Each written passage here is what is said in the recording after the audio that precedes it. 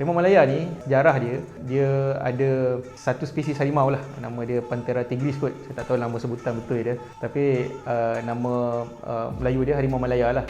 Dia hanya terdapat spesies ni di Semenanjung Tanah Melayu ketika itulah, ataupun sekarang ni Semenanjung Malaysia lah. Kalau kita biasa sebut raja haiwan ni antaranya singa, tapi kalau di dalam cerita-cerita Melayu lama tu, raja Jerimba ni harimau lah.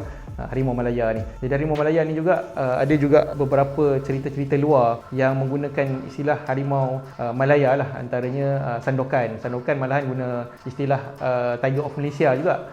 Jadi cerita pasal Harimau Malaya ni sangat menarik lah. Sebab tu kalau kita tengok dekat Jatan Negara Malaysia pun ada 2 ekor harimau. Itu dia reflect kepada Harimau Malaya juga. Tapi jangan salah faham lah, bukanlah bermaksud bila kita letak nama Harimau Malaya tu dia maksudnya milik Semenanjung Malaysia je, salah tu. Tapi cuma kita cerita tentang dia punya logo tu, maskot atau simbol dia tu Harimau Malaya tu lah. Nama dia dah memang Harimau Malaya tuan-tuan. Kalau kata nama dia orang hutan, memang orang hutan lah nama dia. Kalau kata nama dia Siamang ke apa kan, memang nama Siamang lah. Kebetulan nama dia ialah Harimau Malaya. Jadi disebut sebagai Harimau Malaya. Bukan bermaksud harimau Semenanjung Tanah Melayu, bukan begitulah. Maksud yang cuba disampaikan ialah Harimau Malaya ni ialah maskot kepada skuad bola sepak Malaysia.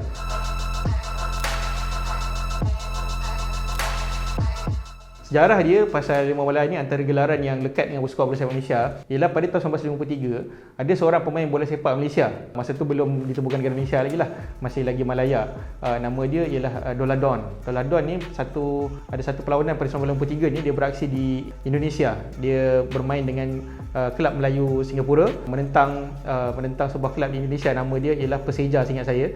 Persija ni dia ada gabungan antara pemain Indonesia, Jati Indonesia dan juga pemain Belanda lah. Ketika Doladon beraksi lawan Persija ni, dia dapat jaringkan 3 gol lah, hat-trick. Masa tu dah ketinggalan 3-0 tak silap, 0-3 jadi 3 sama. Jadi masa tu yang tengok perlawanan tu antaranya ialah Presiden Indonesia yang ikonik lah.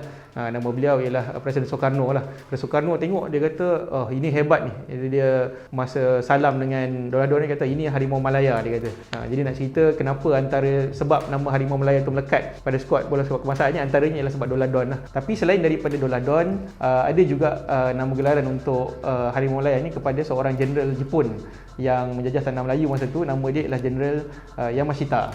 Jadi gelaran dia ialah Harimau Malaya, dan itu menunjukkan yang Harimau Malaya ni dia reflect kepada haiwan Harimau Malaya tu lah. Bukanlah bermaksud harimau Semenanjung Tanah Melayu ke ataupun Harimau Malaya yang ada konotasi negatif. Percayalah, skuad Harimau Malaya adalah skuad Malaysia. Dan saya memang sukalah kalau ada player-player daripada Borneo, Sabah, Sarawak, Labuan yang beraksi untuk skuad kebangsaan berdasarkan merit lah. Sebab bila kita sebut tentang bangsa Malaysia, dia sebenarnya bukan sebab bila satu skuad tu ada pemain Cina, kita tengok orang main badminton, oh tak ada orang Melayu, kita tak nak tengok. Tak boleh macam tu tuan-tuan.